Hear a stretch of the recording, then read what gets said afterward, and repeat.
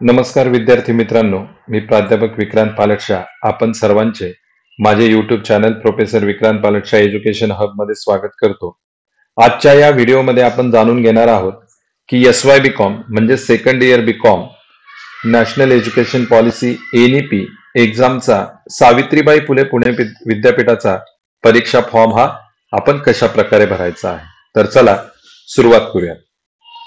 सर्वप्रथम तुम्ही तुमच्या वेब ब्राउझरमध्ये म्हणजे तुमच्या मोबाईलच्या वेब ब्राउझर किंवा तुमच्या लॅपटॉप पीसीच्या वेब ब्राउझरमध्ये पुणे विद्यापीठाची वेबसाईट त्या ठिकाणी ओपन करायची आहे. विद्यापीठाची वेबसाईट आहे www.unipune.ac.in. ही वेबसाईट ओपन केल्यानंतर अशा पद्धतीने होमपेज या ठिकाणी ओपन होणार आहे. या होमपेजवर तुम्ही एक्झामिनेशन या ऑप्शनला क्लिक करायचं आहे. एक्झामिनेशन ऑप्शनला क्लिक केल्यानंतर एक्झाम ऑनलाईन ची टॅब या ठिकाणी ओपन होणार आहे.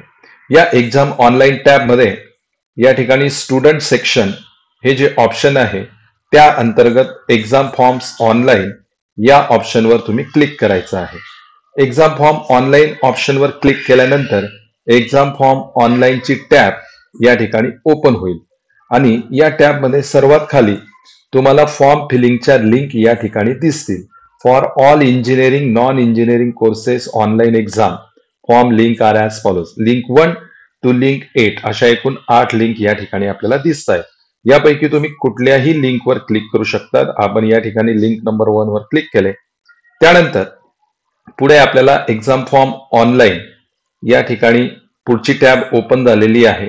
यावर काही इन्फॉर्मेशन आपल्याला दिल्या आहेत. यामध्ये तुम्ही बघू शकता frequently asked question, user manual, exam form dates. या ठिकाणी एक्झाम फॉर्म भरण्यासाठी युजर मॅन्युअल सुद्धा उपलब्ध करून दिले. त्याचबरोबर एक्झाम फॉर्म डेट्सवर तुम्ही क्लिक केल्यास exam for starting date and exam form ending date तुम्हाला दिसणार आहे. त्यानंतर या ठिकाणी तुम्हाला काही क्वेरी असतील, माहिती असेल तर तुम्हाला या ठिकाणी कॉन्टॅक्ट नंबर देखील दिसेल.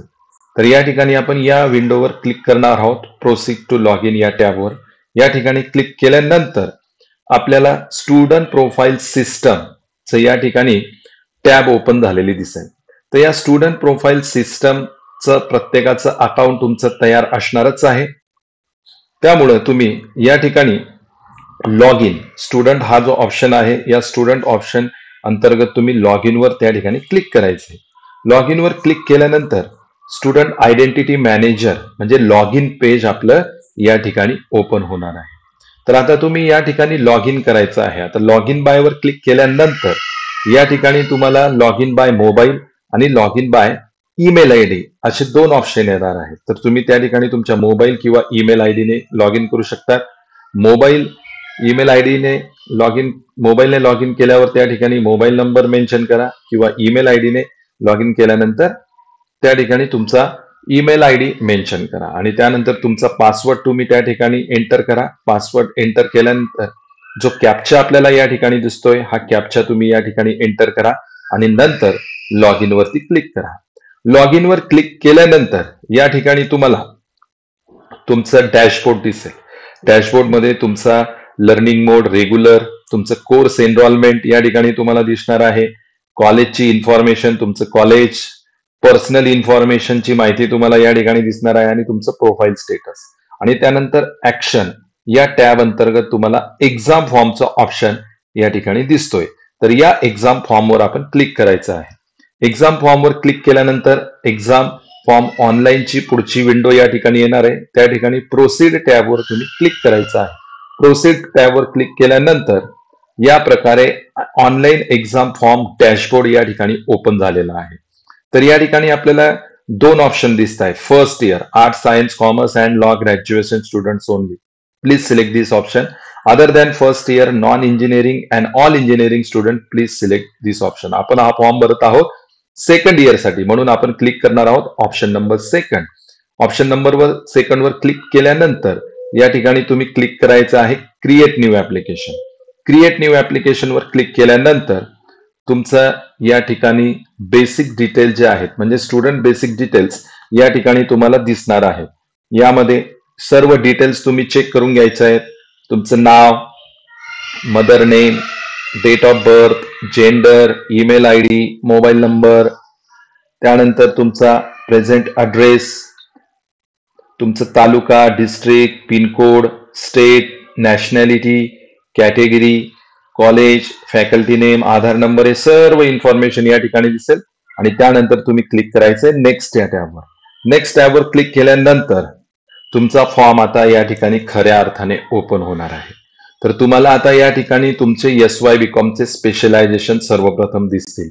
यामध्ये accountancy and taxation, business administration, business mathematics, statistic and analysis, cost and management accounting, banking, finance and insurance, business laws, business practice, marketing, okay, असे स्पेशलायझेशन आहे. तर तुमचं जे स्पेशलायझेशन आहे ते तुम्ही व्यवस्थित पद्धतीने या ठिकाणी चूज करायचं आहे. आता या ठिकाणी ज्या विद्यार्थिनीचा फॉर्म आपण भरतो आहे त्या विद्यार्थिनीचं स्पेशलायझेशन आहे कॉस्ट अँड मॅनेजमेंट अकाउंटिंग. आपण त्यावर क्लिक केल्यानंतर या ठिकाणी जे आपले कंपल्सरी विषय आहेत ते आपल्याला या ठिकाणी ओपन झालेले दिसणार आहेत आणि त्यावरती ऑटोमॅटिकली टिक या असणार आहेत. त्या ठिकाणी आपल्याला काहीही सिलेक्शन करायचं गरज नाही. कंपल्सरी जे सब्जेक्ट असतील ते कंपल्सरी सब्जेक्टच्या समोर ऑटोमॅटिकली तुम्हाला टिक दिसतील. या ठिकाणी आपल्याला पहिला सब्जेक्ट दिसतोय कॉर्पोरेट अकाउंटिंग, ज्याचा सब्जेक्ट कोड आहे CA201T. त्यासमोर इंटरनल युनिव्हर्सिटी एक्झामला आपल्याला टिक दिसते आणि क्रेडिट आहेत 4. त्याच प्रकारे कम्प्युटराइज अकाउंटिंग CA221P, या ठिकाणी इंटरनल आणि प्रॅक्टिकल या दोघही ऑप्शन समोर ऑटोमॅटिकली टिक दिसते. जो विषय आहे आपला 2 क्रेडिटसाठी. त्यानंतर CC201 को करिक्युलर कोर्स, या ठिकाणी फक्त इंटरनल साठी आपल्याला त्या ठिकाणी टिक दिसते. त्यानंतर CMA232FPP field project in cost and management accounting, या ठिकाणी आपल्याला इंटरनल आणि प्रोजेक्टला या ठिकाणी टिक दिसते 2 क्रेडिट साठी. ओके. त्यानंतर CSAI232IKST costing systems in ancient India, या ठिकाणी इंटरनल आणि युनिव्हर्सिटी एक्झामच्या समोर आपल्याला टिक दिसते 2 क्रेडिट साठी. त्यानंतर ME241T मॅक्रो इकॉनॉमिक्स, या ठिकाणी सुद्धा इंटरनल आणि युनिव्हर्सिटी एक्झामला आपल्याला टिक दिसते 4 क्रेडिट साठी. आणि त्यानंतर कंपल्सरी जो लास्ट सब्जेक्ट आहे MOC203T मेथड्स ऑफ कॉस्टिंग 1, त्या ठिकाणी सुद्धा इंटरनल युनिव्हर्सिटी एक्झामला टिक दिसते 2 क्रेडिट साठी. तर अशा प्रकारे तुमचे जे स्पेशलायझेशन अंतर्गत जे कंपल्सरी विषय असतील तर त्यासमोर तुम्हाला ऑटोमॅटिकली त्या ठिकाणी टिक केलेलं दिसणार आहे. त्यानंतर ऑप्शनल सब्जेक्ट, आता 2 विषय त्या तुम्हाला या ठिकाणी ऑप्शन म्हणून देण्यात आलेले आहेत. त्या 2 विषयापैकी कुठल्या तरी एकाच विषयाला तुम्ही त्या ठिकाणी टिक करायची. या ठिकाणी आपण बघू शकतो EEC201 MAR, दॅट इज भाषा आणि जीवन व्यवहार, आणि त्यानंतर EEC201 HIN म्हणजे हिंदी भाषा क्षमता संवर्धन भाग 1.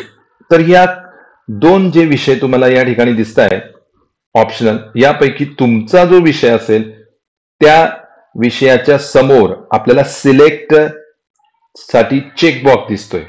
जो तुमचा विषय असेल त्या चेकबॉक्सवर तुम्ही या ठिकाणी टिक करायची आहे. तर आपला या ठिकाणी विषय होता भाषा आणि जीवन व्यवहार, म्हणून आपण टिक केलेली आहे भाषा आणि जीवन व्यवहार. सिलेक्ट या कॉलमच्या समोर टिक केल्यानंतर ऑटोमॅटिकली इंटरनल आणि युनिव्हर्सिटी एक्झाम त्या विषयाच्या समोर टिक आपल्याला त्या ठिकाणी दिसणार आहे. ओके. तर हे झालं ऑप्शनल सब्जेक्टच्या बाबत. त्यानंतर next and most important, that is what, that is OE.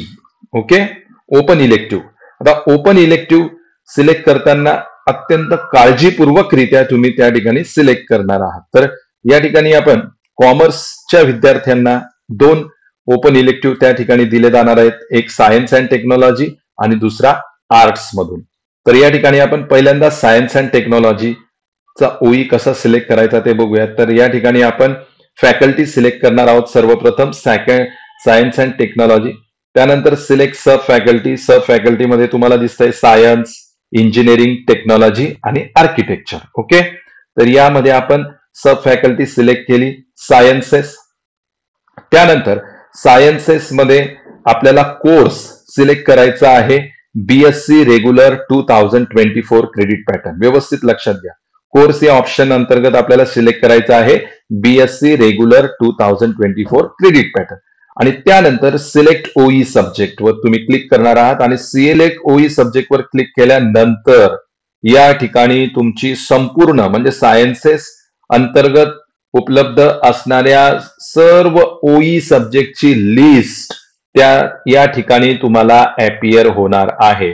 तर या लिस्ट मध्ये व्यवस्थित आपल्या ओई सब्जेक्टचा कोड नंबर चेक करून जो सब्जेक्ट आपला ओई असेल तुम्ही या ठिकाणी तो सिलेक्ट करायचा आहे. तो सब्जेक्ट तुमच्या फॉर्म मध्ये त्या ठिकाणी अपियर होताना दिसणार आहे. ओके, तर हे झालं ओई सायन्स अँड टेक्नॉलॉजी.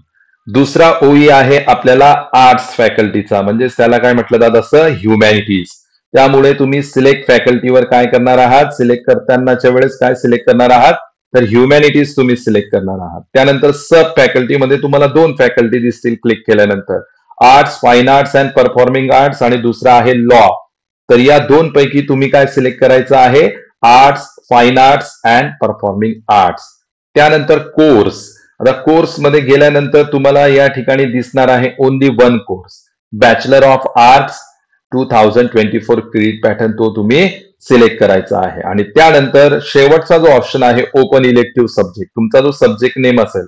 आता आर्ट्स म्हणजे ह्युमॅनिटीज अंतर्गत अवेलेबल असणाऱ्या सर्व ओई सब्जेक्टची लिस्ट या ठिकाणी आपल्याला ओपन झालेली दिसत आहे.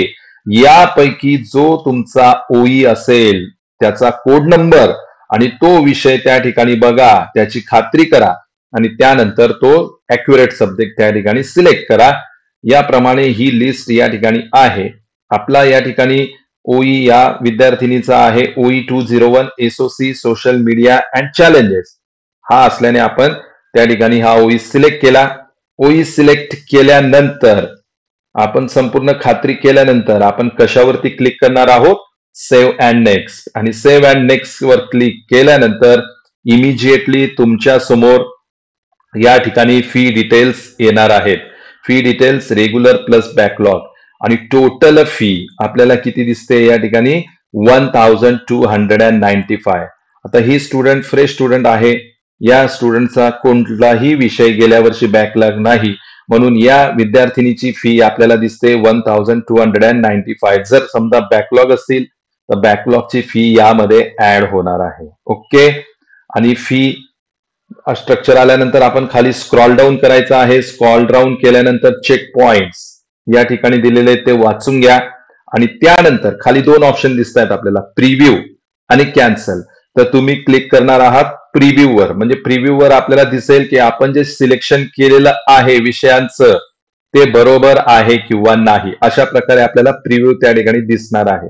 आणि या प्रिव्ह्यू मध्ये तुम्ही खात्री करून घ्या की तुम्ही जे काही सिलेक्शन केलेलं असेल ते बरोबर आहे ना. आणि तुम्हाला जर काही शंका वाटली की यामध्ये काही आपली चूक झालेली आहे तर बेस्ट वे या ठिकाणी जर तुम्ही क्लिक केलं प्रिव्ह्यू वर तर ऑटोमॅटिकली तुमचा फॉर्म जो आहे तो कॅन्सल होईल. तो तुम्ही रिमूव्ह करू शकतात आणि त्याच्या जागी तुम्ही नवीन फॉर्म भरू शकतात. आणि तुम्हाला खात्री वाटली की ओके आपला सर्व फॉर्म हा ओके आहे तर तुम्ही या ठिकाणी प्रोसीड वर क्लिक करायचं आहे. प्रोसीड वर क्लिक केल्यानंतर या ठिकाणी I have read all the check points and preview my exam form, I am solely responsible for the information given by me, या चेकबॉक्स वर चेक करा. आणि त्या ठिकाणी मग तुम्हाला तुमच्या फॉर्मची प्रिंटची लिंक त्या ठिकाणी जनरेट झालेली दिसेल. प्रिंट यावर तुम्ही क्लिक केल्यानंतर तुम्ही तुमचा फॉर्म त्या ठिकाणी प्रिंट घेऊ शकतात. फॉर्म प्रिंट घेतल्यानंतर तो फॉर्म तुम्ही तुमच्या कॉलेज कडून इन्व्हर्ट करून घ्यायचा आहे.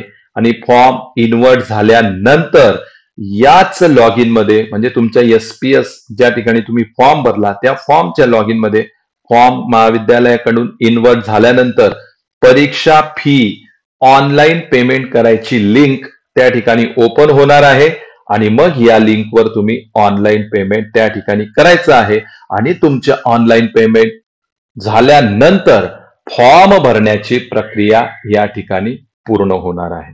तर अशा पद्धतीने SY BCom NEP चा फॉर्म तुम्ही फिलअप करायचा आहे. मला नक्की खात्री आहे की मी दिलेली माहिती नक्कीच या ठिकाणी तुम्हाला फॉर्म भरण्यासाठी उपयोगी ठरेल. या स्टेपनुसार जर तुम्ही फॉर्म भरला तर नक्कीच फॉर्म भरताना तुम्हाला कोणत्याही प्रकारची अडचण येणार नाही. मी आपण सर्वांना विनंती करतो की माझे YouTube channel professor Vikrant Paltasha education hub जरूर तुम्ही सबस्क्राईब करा. या व्हिडिओला जास्तीत जास्त लाईक करा आणि आपल्या मित्र मैत्रिणींपर्यंत हा व्हिडिओ जास्तीत जास्त शेअर करा. थँक्यू. धन्यवाद.